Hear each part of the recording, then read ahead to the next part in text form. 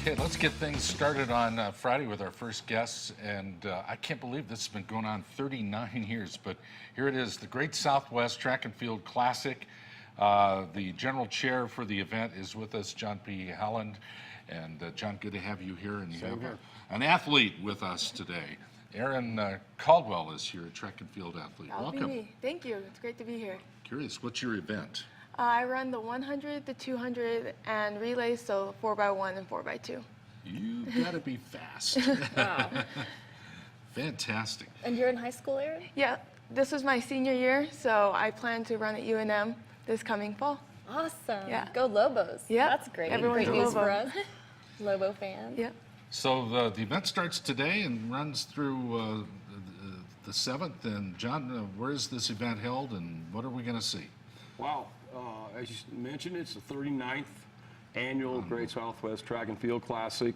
It's the second longest running meet in the country for postseason meet for high school athletes. It's today and tomorrow we have what's called the multi-events. We're one of the first meets that actually has a decathlon for girls. This is our 3rd year. Wow. I think we feel eventually that, you know, women now do what's called the heptathlon, but eventually I think they're going to move up to the decathlon, just like the men. You know. 10 events. Erin's 10 smiling. events. It's crazy. I can't believe people do that. That's crazy. Yeah. You've had some Olympians compete in this event. Yeah, some famous people that people would know, probably the most one is Robert Griffin Jr. His last high school race was the 300-meter hurdles, and he missed setting the national record by 0.3 of a second. Oh my goodness. And we've had Jamal Charles. We've had probably 20, 30 athletes that have moved on to the Olympics. Nice. Yeah.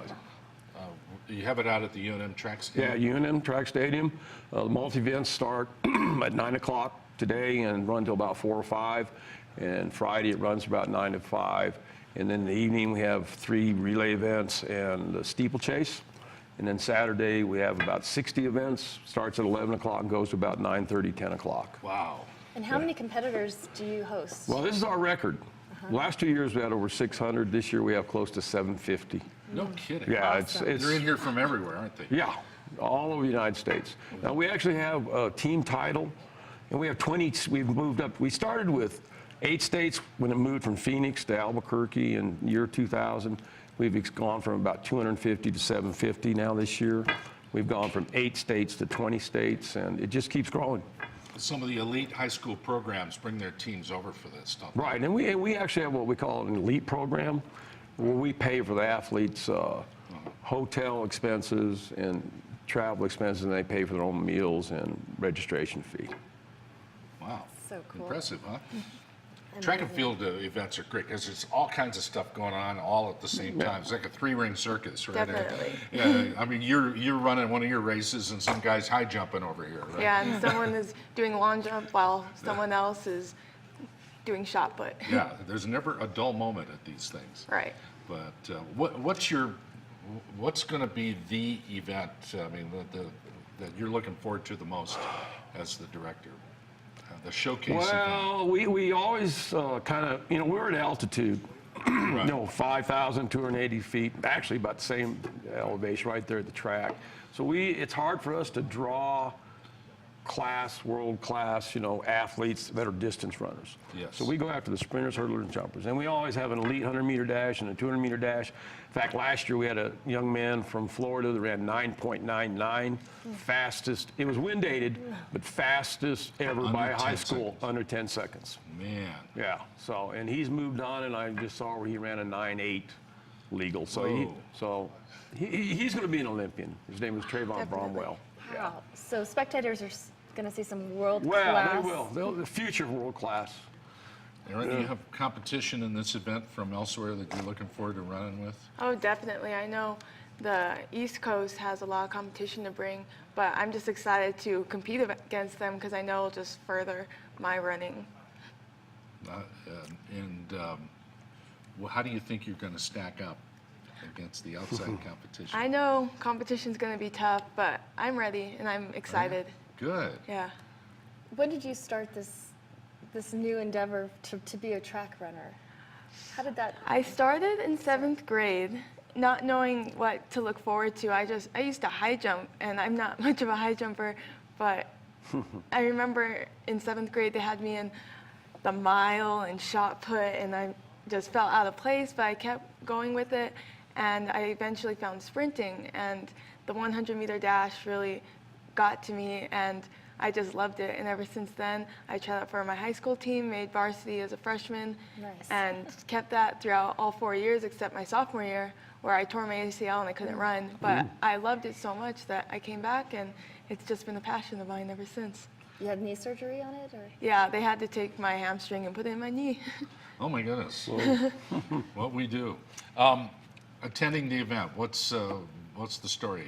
Tickets are good. You know, the track facility is going to be big. Adults are $10. We do have a 3-day pass for $15. Great. Wow, That's Children under 12 are free. Seniors and high school students are $5. What a deal.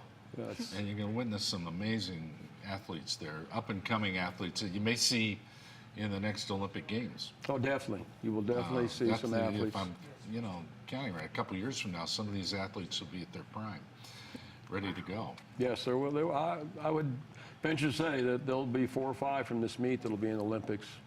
Every year, every cycle, that's happened Yeah, with that's us. happened before. Yeah. Can you speak to what the athletes win?